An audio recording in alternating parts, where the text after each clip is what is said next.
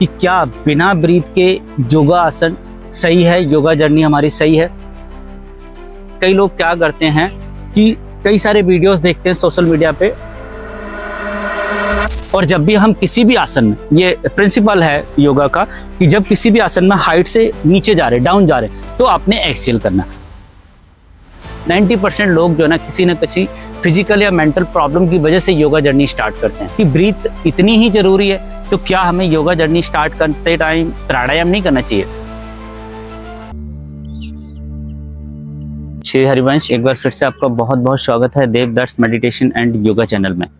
जैसा कि हमने योगा स्कूल का लास्ट वीडियो में आपको बताया था कि किसी योगा जर्नी को स्टार्ट करने से पहले ब्रीथ का कितना बड़ा रोल है, तो आपने लास्ट वीडियो में समझा कि ब्रीथ योगा का सबसे ज़्यादा खास पार्ट है, क्योंकि बिना ब्रीथ के आप अपनी योगा जर्नी को किसी भी तरीके से सक्सेस कर ही नहीं सकते हैं। तो आज के वीडियो में हमने लास्ट वीडियो में बताया था कि अगर ब्रीथ इतनी ही ज़रूरी है तो क्या सबसे पहले हमें प्राणायाम स्टार्ट करना चाहिए। तो इन सब चीज़ों पे आज हम खुल के चर्चा करने वाले हैं। लास्ट तक आप मेरे साथ बने रहिए, और शायद बहुत सारे डाउट हों आपको ब्रीथ को लेके, प्राणायाम को लेके, योगा आसन को लेके और मेडिटेशन को लेके, वो शायद सारे डाउट आज आपके क्लियर होने वाले हैं। तो आइए मेरे साथ। अगर मैं आपसे पूछूं कि योगा स्टार्ट करते टाइम आपको सबसे पहले क्या करना चाहिए, तो कई लोग बोलेंगे अनुलोम विलोम, कोई बोलेंगे कपालभाति, कोई कहेगा भस्त्रिका या किसी और प्राणायाम या किसी आसन का नाम ले लेंगे।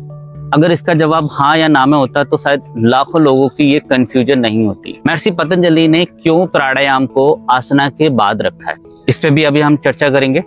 और प्राणायाम का एक्चुअल मीन्स क्या होता है, पहले तो हमें मीन्स समझ आना चाहिए। प्राणा माने होता है लाइफ फोर्स, यामा माने एक्सटेंशन, यानी कि लाइफ।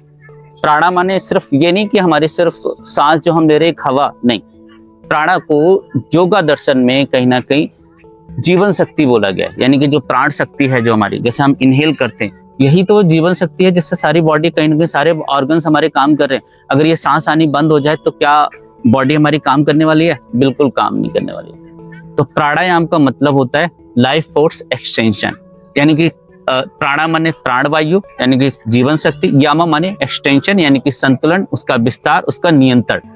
और ये कब होता है ठीक तरीके से? जब हम प्राणायाम को सही तरीके से करें। और प्राणायाम सही तरीके से कब कर पाएंगे?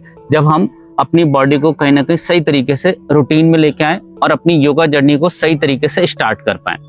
तो आज हम वही चीज जानने वाले हैं कि कैसे जर्नी को हमें प्राणायाम कब करना चाहिए, स्टार्टिंग में करना चाहिए या बाद में करना चाहिए। अब हम महर्षि पतंजलि के अकॉर्डिंग अगर समझने की कोशिश करूं तो महर्षि पतंजलि ने 8 नियम बताए हैं: यम, नियम, आसन, प्राणायाम, प्रत्याहार, धारणा, ध्यान, समाधि। उन्होंने प्राणायाम को कहीं ना कहीं आसना के बाद रखा है।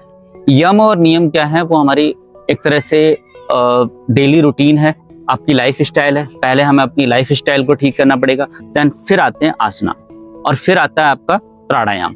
तो इन 8 नियम से एक बात तो क्लियर हो गई कि हम प्राणायाम को आसना से पहले नहीं कर सकते हैं। जब तक हमारी बॉडी आसना वो प्राणायाम के लिए पूरी तरीके से तैयार नहीं है, तब तक आप प्राणायाम में बिल्कुल मत जाइए।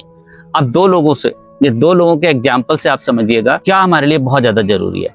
तो एक पर्सन, अगर आप जैसा कि देख रहे हैं, पहले पर्सन क्या करते हैं, यूट्यूब खोलते हैं और कोई सा भी प्राणायाम लाइक जैसे भस्त्रिका, कपालभाति बहुत तेज स्पीड से या अनुलोम विलोम प्रॉपर तरीके से करना शुरू कर देते हैं। वहीं अगर दूसरे पर्सन की बात करूं तो दूसरे पर्सन क्या कर रहे हैं, पहले अपने आप को सहज किसी आसन में लेके आ रहे हैं, यानी कि किसी भी सुखासन, पद्मासन या हाफ पद्मासन में पहले अपने आप को सही तरीके से बैठने की कोशिश करें। क्योंकि बैठने का सही तरीका क्या होता है कि बैक आपकी पूरी सीधी होनी चाहिए और पूरा ध्यान आप अपनी ब्रीथ पे कर पाए। सहज कुछ टाइम तक वो पहले प्रैक्टिस करते हैं अपनी ब्रीथ पे कंट्रोल करने का।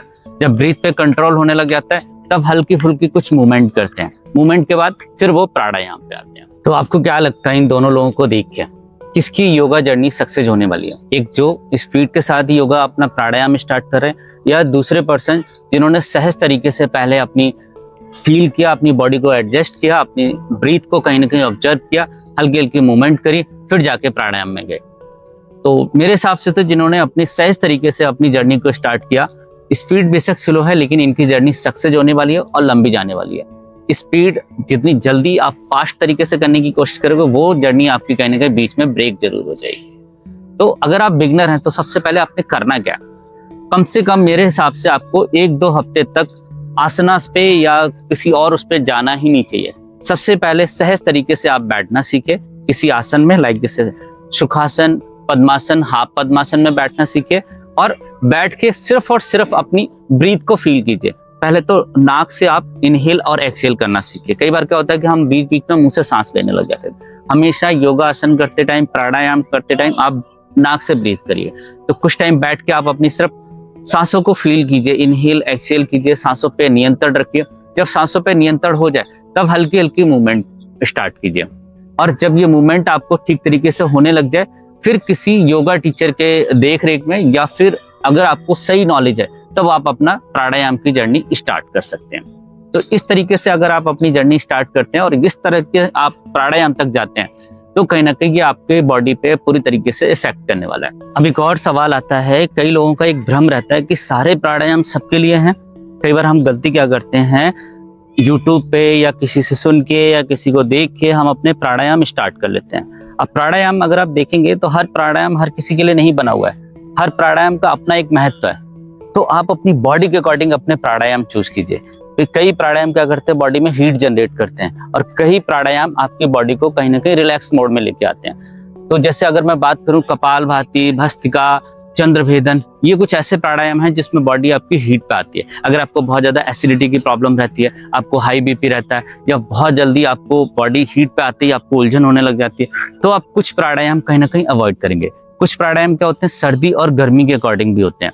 इसीलिए मैंने सबसे पहले आपको बोला कि आप जब प्राणायाम अपने स्टार्ट करें तो किसी न किसी योगा टीचर की देखरेख में करें या पूरी तरीके से पहले उसकी जानकारी जुटा लें, किसी से पूछ लें या कंफर्म हो जाएं अपनी बॉडी के अकॉर्डिंग, तब आप अपने प्राणायाम की जर्नी को स्टार्ट कीजिएगा। तो आप अपनी बॉडी को पहले ऑब्जर्व कीजिए कि मुझे कौन कौन से प्राणायाम करने चाहिए और कौन से प्राणायाम आपको अवॉइड करने चाहिए। जैसे मैंने बताया कुछ प्राणायाम सर्दी और गर्मी के भी होते हैं, मौसम के अकॉर्डिंग भी आपको अपने प्राणायाम सिलेक्ट करने चाहिए। तो देखा आपने आज के वीडियो में आप 3 बातें समझे हैं। सबसे पहली बात कि प्राणायाम जो है ना ब्रीथिंग एक्सरसाइज नहीं है। दूसरा, महर्षि पतंजलि ने प्राणायाम को कहीं ना कहीं किसी एक क्रम में रखा हुआ है। और तीसरी बात, अगर आप बिगनर हैं तो जल्दबाजी बिल्कुल मत कीजिए। स्लो तरीके से किया हुआ योगा कहीं ना कहीं लंबे समय तक टिकता है और आपका इंटरेस्ट भी योगा में बढ़ता चला जाता है और आपकी योगा जर्नी भी कहीं ना कहीं सक्सेस होती चली जाती है।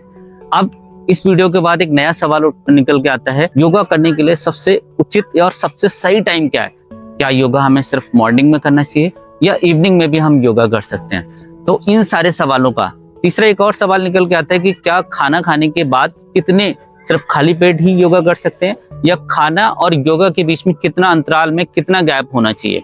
इन सारे सवालों का जवाब हम नेक्स्ट वीडियो में जानने वाले हैं, यानी कि योगा स्कूल के नेक्स्ट वीडियो में। तो जहां तक मुझे समझ आ रहा है कि आपको ये पूरी सीरीज, योगा स्कूल की सीरीज जो है ना, जरूर पसंद आ रही होगी। बहुत बारीकी चीजों को हम इसमें नोटिस कर रहे हैं और वही चीजें बताने की कोशिश करें जिसमें लोग कहीं ना कहीं गलतियां करते हैं। अक्सर बिगिनर या फिर मैं कहूँ जो लोग बहुत टाइम से भी प्रैक्टिस कर रहे हैं उनको भी मैंने गलतियां करते हुए देखा है। तो ये सीरीज कहीं ना कहीं हर एज, हर ग्रुप के लिए है, हर तरह के योगा करने वाले लोगों के लिए है। शायद आप देखने से आप फील करेंगे कई सारी ऐसी गलतियां होंगी जो आप जाने या अनजाने में जरूर करते होंगे। तो अगर ये जानकारी, ये वीडियो अगर आपको पसंद आती है या सीरीज आपको पसंद आ रही है तो इसको लाइक कीजिए, शेयर कीजिए और ऐसे ही एपिसोड बार बार आगे भी आप देखते रहना चाहते हैं तो चैनल को सब्सक्राइब कीजिए। आज के लिए इतना ही, मिलते हैं नेक्स्ट वीडियो में। तब तक के लिए बहुत बहुत धन्यवाद। श्री हरिवंश।